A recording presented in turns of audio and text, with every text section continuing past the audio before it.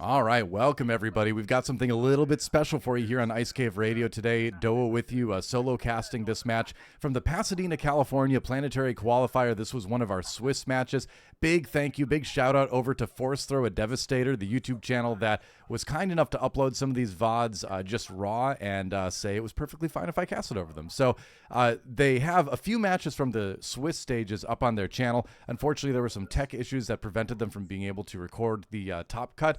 But I think we've got some really interesting games to watch. I haven't seen this one yet, but I'm very excited to watch this Yoda player. They ended up taking second in the 92-player event overall, so clearly a very talented Yoda player.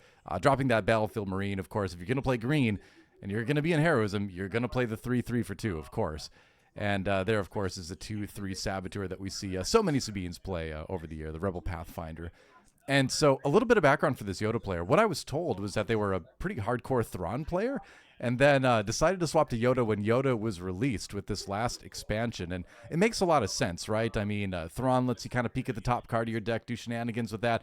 Yoda is even bigger at top card of your deck shenanigans. And so I can see why the switch was made. Apparently, this player just grinded Yoda games for the entire set so far, and has clearly become very, very good at it. We see the trade there, the Battlefield Marine going in to the Pathfinder. Not a trade, I would say, I guess. Just kind of taking it out. 1 HP remaining on that. There's a red 3, and there's the Village Protectors from the Yoda player. So strong ground side established so far by the Yoda, and the question is, can you stop the lightning fast assault of the Sabine player? Because even though you've only got one ship in the air right now, there's still so many ways you can do damage to your opponent. This Sabine just never lacks for ways to surprise with damage from hand.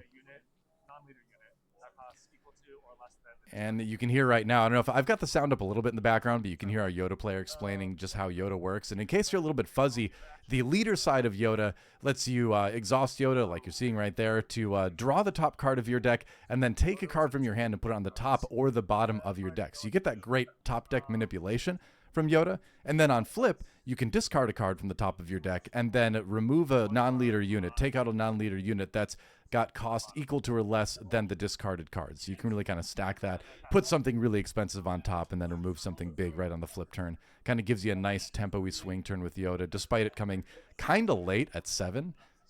But it can be strong. So looks like now we're going into our 4 resource turn here. Ketsu Onyo looks like the resource from the other side. I'm trying to keep an eye on the hands here. Got that Kanan Jarrus, got that Obi-Wan. Looks like a very defensive, very typical Yoda hand. That You're My Only Hope in the Yoda hand as well. We'll see if that comes into play a little bit later. Fleet Lieutenant allowing Red 3 to attack in for 5 more damage there. There was 1 damage on each base from an earlier Sabine leader ability activation. And what else does this Sabine have to offer? So the big kind of road bumps that Sabine runs into when facing a deck like this is a combination of Sentinels and Restore, right? The Sentinels just kind of get in the way. The Restore gets in the way of finishing off your opponent because they're healing, right? And we see the Fleet Lieutenant trading into the Battlefield Marine there, or it might have been vice versa, actually. I believe it was. Yep. Another Sabine ability activation for 2 more damage spread across the 2 bases. And we are at 4 resources, so there's a Sabine flip. I mean, you have to kind of go for it, right? The longer you wait to flip Sabine, the higher your chances of losing the game, I think. But now with that Kanan Jarrus just flop down right in front of the Sabine player, it's a little bit intimidating, right? Kanan's a big body. Sabine swings in on the Village Protectors. And I feel like there should have been a damage to the base that was done there as well, right? When Sabine attacks, that should do damage to the enemy base. So there might have been, as I can see it here, 1 miss there. Because there was the Sabine activation before the flip.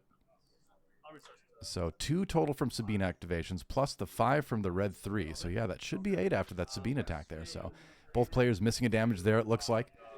Meanwhile, Kanan's swinging in. He's going to finish off the Sabine. And are we going to see the discard from the top of the deck? I would imagine we are. And it's going to be another red 3. Okay, so that's 2 healing, bringing our Yoda player back down to 5. And again, that's what makes Kanan so annoying here. Fleet Lieutenant coming in once more. It's a repeat of last turn as red 3 swings in for 5 more damage. Going to go up to 10 damage on base now. Topoka City. So Yoda hanging out on Camino, it looks like today. Village Protector swings in for 2. And Yoda slowly grinding away at the Sabine player. Only 25 health on that energy conversion laboratory. So a little bit less health to work with. But hey, if you're Sabine, you usually don't need it, right? Battlefield Marine hits the board on that side of things. Yoda ability activates. It looks like it was a draw of, what was it? It was the Obi-Wan. No, that was already in the hand, I believe. Didn't quite catch what was drawn there because I wasn't looking at that side of the screen. But it looks like we're going to put... I didn't quite catch what that was. Maybe a U-Wing? We'll have to see. You're my only hope. Into, yeah, U-Wing reinforcements. I spotted the edge of the card correctly, I guess so. And I mean... That's huge, right? I mean, we're on 5 resources right now. We just U-winged, and this is just kind of devastating to the Sabine player, I gotta say. It does not feel good. What is he going to grab? There's so many options. I mean, man, you've got a Luke Skywalker Jedi Knight in there. You can grab, like, the Concord Dawn Interceptors plus, like, the Kanan Jarrus. That also is a total of 7. The world is Yoda's green oyster right now. And yeah, I think Luke is the good choice there. You -3 something. That's going to remove the red 3. I don't believe any other units will remove this phase, so it is just -3. But that's enough to take out that very dangerous space unit on the Sabine player side of things. And look at all this healing. The Kanan, the Luke, you know, whatever else is in. There's another Luke in the hand. There's an Obi-Wan in the hand. There's another Village Protectors. There's a Vigilance. How in the world do you fight this if you're the Sabine? This is just a crazy uphill battle for the Sabine right now. And, you know, honestly, like, you know, the old Bruce Lee quote, right, where it's like, I don't fear the man who's practiced 10,000 kicks. I fear the man who's practiced one kick 10,000 times. And I've got a feeling that this Yoda player got the reps in for sure. But I think it's a decent meta call, too, as we see the Rebel Assault played by the Sabine player for a little bit of damage in there. The Battlefield Marine, and then also the Fleet Lieutenant, I believe, going in and probably going to take out the Kanan Jarrus. Maybe. Is it worth the trade? You're losing out on damage on base, but I think you got to do it just to deny that healing, right? Well, yeah, looks like that's the case. No, running into Luke. Okay, I mean, I guess you do get the plus damage, so really making every point count there with the Rebel Assault. But again, going back to kind of the meta call, I think it does work well, particularly into the Sabine players, because you have a lot of big bodies to continuously trade up, where your unit lives, their unit doesn't. You combine that with Restore, you combine that with the just sheer removal that this Yoda deck has access to. And there is going to be an ECL'd K2SO. Now we see why the Fleet Lieutenant ran into Luke Skywalker, Jedi Knight. I don't think that's a bad idea at all. As you know, that clears Luke before it gets a chance to do any restore, right? So it does bring the base damage fairly even too, right? 11 to 10 now. The Sabine player only 1 behind. Although functionally you could say 6 behind just because their base has 5 less health. We'll see what happens, and it's going to be another attack from Kanan, another discard, another 2 health healed by our Yoda player. That's a little bit rough again for the Sabine. All right, 1 each. I mean, hey, if you're not damaging your own base, why are you playing Sabine? That's what I've always said. So you got to go for it. You got to go for it here. And putting that on the bottom, I believe that was a Gamorrean Retainer. And there's Obi-Wan Kenobi. Oh, man, it hurts, right? Because if that Obi-Wan gets taken out, Kanan just gets even bigger. You get the card draw because it's a Force unit as well. I mean, that is another just feels bad scenario for the Sabine player. You're playing from behind big time. And, you know, we've seen it all before. If there's any deck that can come back from this situation and win it, it is a deck like Sabine ECL. It's really not over till it's over with this list. I mean, there's a reason why this list has remained, you know, relatively unchanged since Season 1. I mean, there were some nice buffs last set in Shadows of the Galaxy with the Poe Dameron and the Wrecker edition. But outside of that, you don't really see a lot of changes between the state of this deck now and the state of the deck back in set 1 when it was, you know, equally dominant, right? We have a Forakaz I believe in, and a Ketso Onyo in the hand of our Sabine player, it looks like. And yeah, you just got to run that Battlefield Marine into Obi-Wan. Feels bad, but what else can you do? And Now looking at the hand of the Yoda player, things like Vigilance are online. You've got enough to pay for the aspect penalty.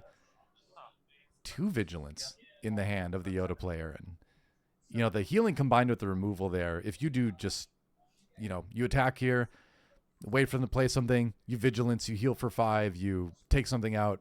Next turn, they play something, you Vigilance, you heal. It's like you can see where this is going, right? It's not going to be easy. Yeah, I think attacking with the cannon is a good idea here.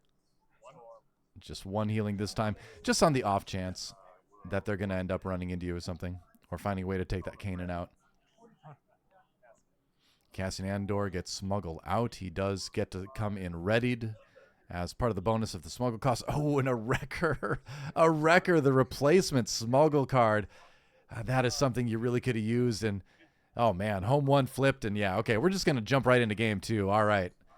Shout out to Force Throw Devastator again for editing this so we can just jump right into the game number 2. I mean, when that home 1 was flipped with the Yoda flip ability, that's what happened there. And that Cassian Andor was taken out immediately. The Sabine player knew they had more or less no hope of winning this game. So we are into game number 2 now. And let's see if the Sabine player can mount a bit of a comeback. I'm going to find out.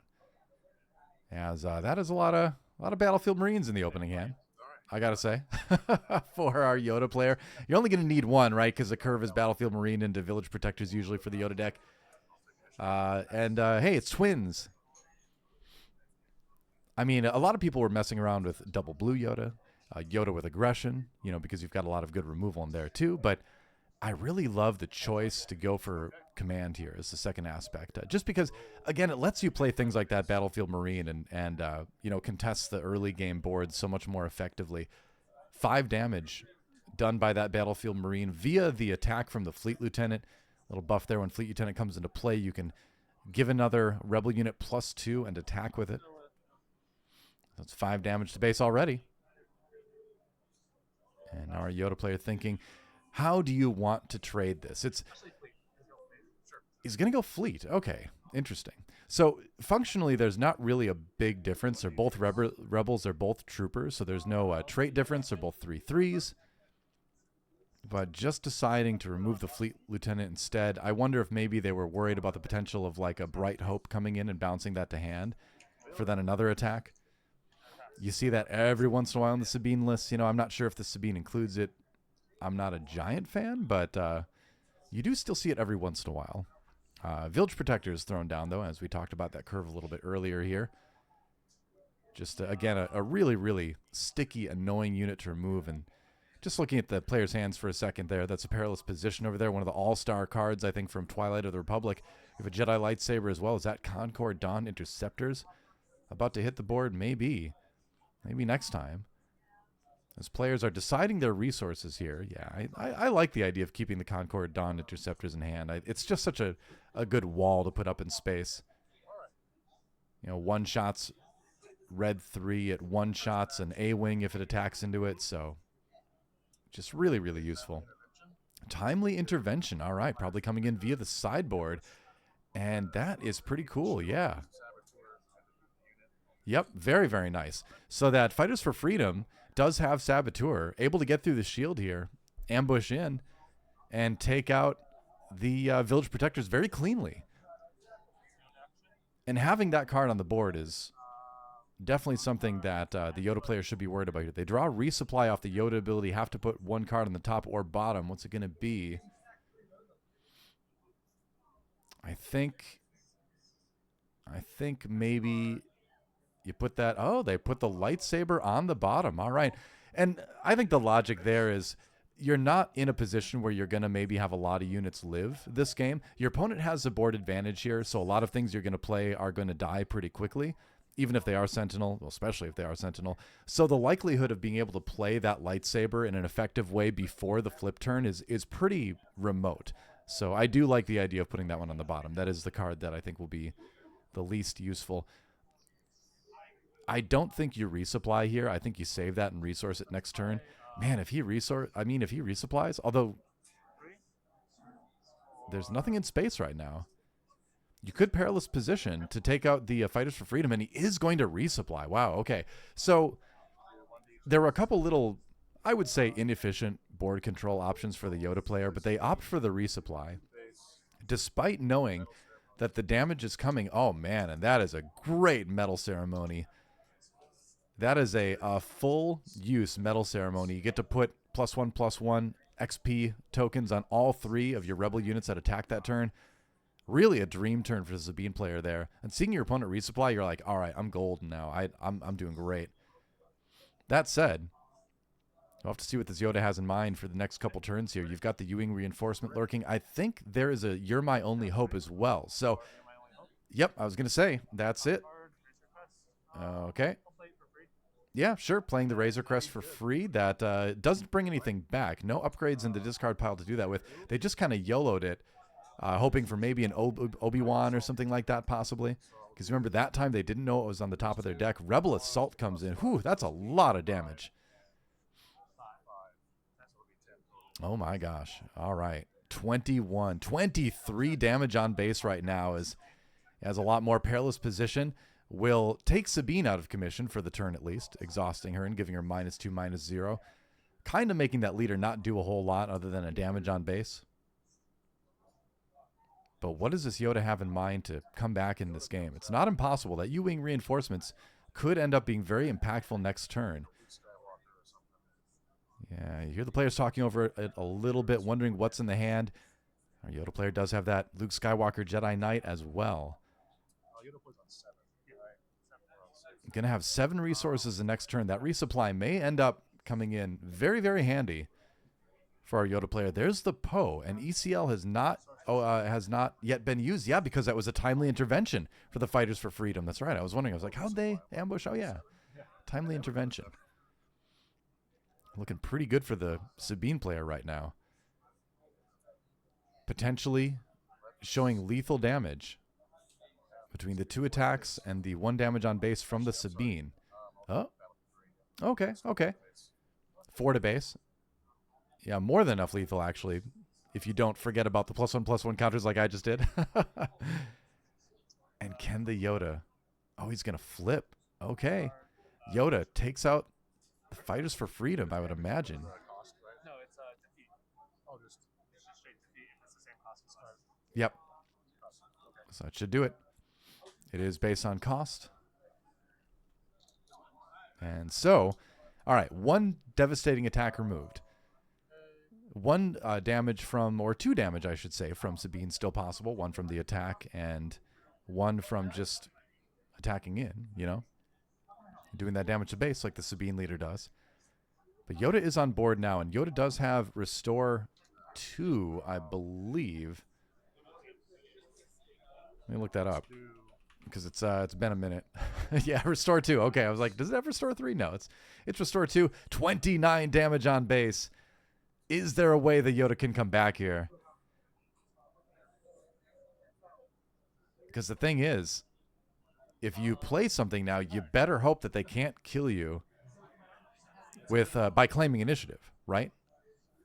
That's the real danger here. You play something, they claim initiative. You don't have anything to stop their units from running in for lethal. Okay. Just checking through the trash here just to see what was used a little bit earlier. So remember, we've got at least 2 Restore on the board from the Yoda. Wow. And that's bold. I mean, the thing is, if you're the Yoda player, you're like, well, you know what? If they've got if they've got For a Cause I Believe in, they got it. But you know what they also have? They also have that Poe Dameron. But the problem is, with the Restore from the Razor Crest, Poe is not enough with the discard to finish things.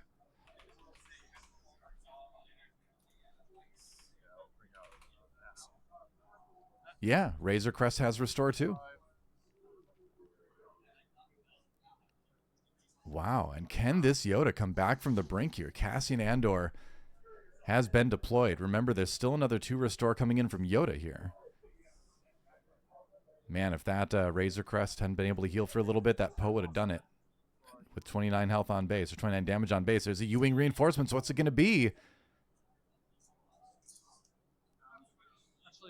Is it going to be the Luke to take out the Cassian Andor because there was, I believe, a unit removed this turn.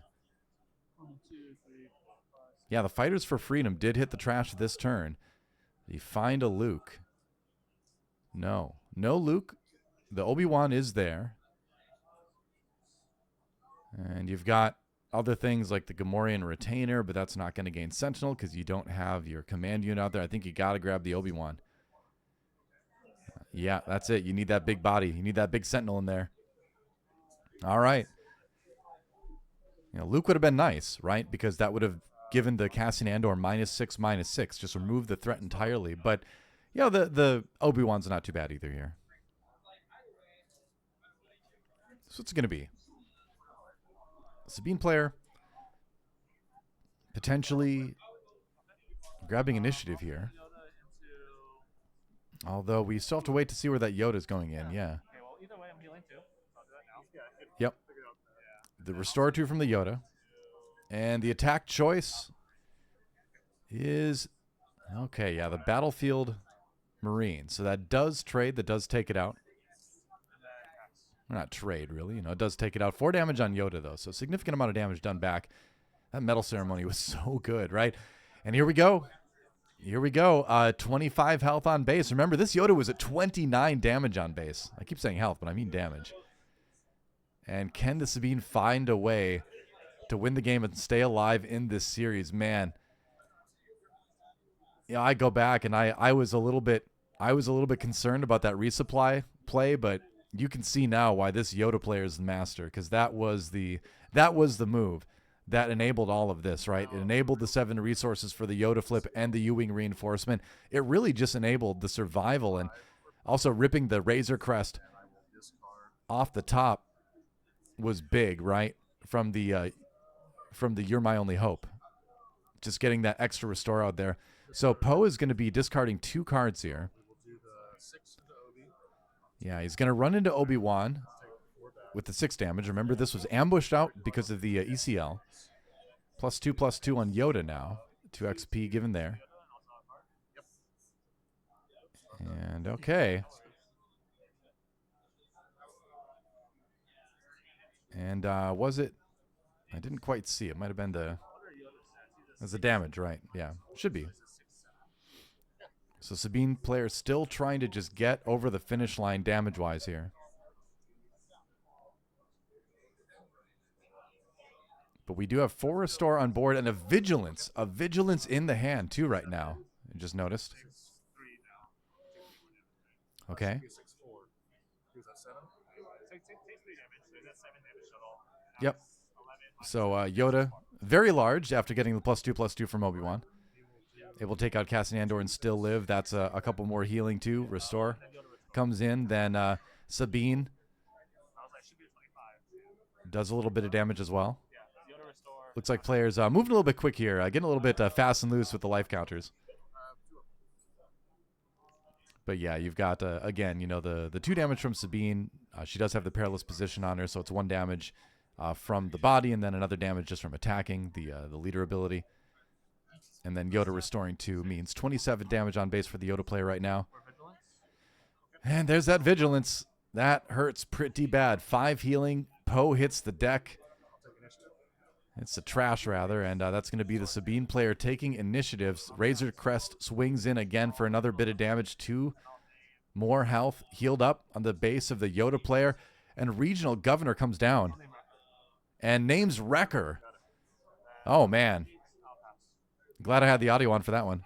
I don't think I've ever casted a game with the Regional Governor in it before, but glad I was able to hear what the choice was there. I mean, Wrecker, the natural choice there. I think the other ones, the other top targets, as it were, would maybe be K2SO or For a Cause, I believe in. But right now, Wrecker, the big threat, especially with the possibility of doing a timely intervention Wrecker, of course. That could be a lot of damage. ECL Wrecker not an option anymore. All right. And so, again, the Sabine player finding themselves, and I'm going to say behind.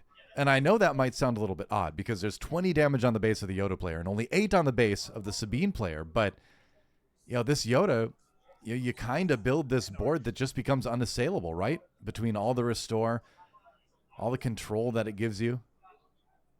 Spark of Hope and looks like 2 Luke Skywalker Jedi Knights in the hand. That's a lot of removal and potentially a lot of healing as well. 2 damage done by the Sabine leader. Perilous Position is such a good card. Really incredible. The 2/2 and then exhaust. Whatever it hits, the turn it comes into play. And 1 to base. Regional Governor swinging big. And what's it going to be? 3/4. Looks like K2SO coming in. And, you know, the Sabine player kind of feels like they're all out of tricks right now, right?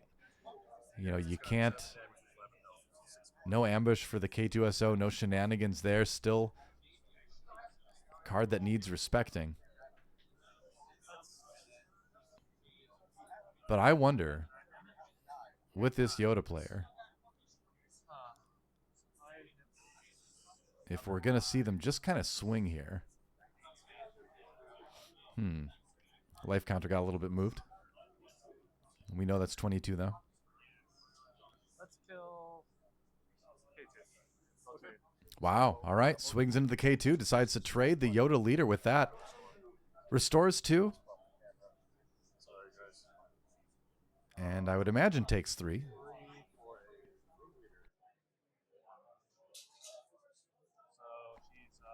For a total of 1 more damage on the base. All right, Wing Leader.